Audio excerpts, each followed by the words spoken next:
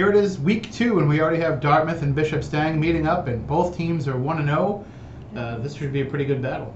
Yeah, I mean, it's definitely going to be a lot better than last year. Last year was really lopsided. Dartmouth won 48-0 in that game, and Bishop Stang came out this season against Wareham last week and really, had a strong showing despite not having Matt Golden.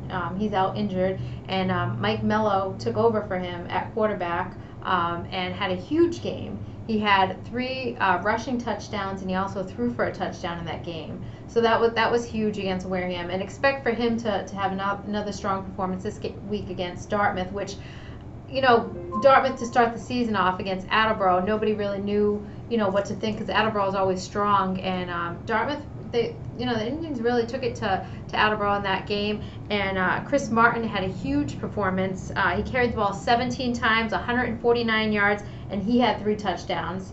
Matt Boparlin, he also had 137 rushing yards, and he scored 2 rushing touchdowns. I know, talking to Ed Collins, who covered the Dartmouth game last week, he said that both Matt Boparlin and Blaine Almeida both played at quarterback. So, Rick White put them both in there at different instances in the game.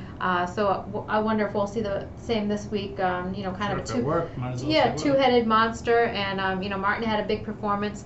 We'll see how Mello does this week. Against probably a little bit bigger of a defensive line than Wareham had. So I know in that game Bishop Stang had last week against Wareham, the Spartans were actually down 12-7, with about 5 minutes left in that first half, and really came out in the second half and had a strong showing in that game.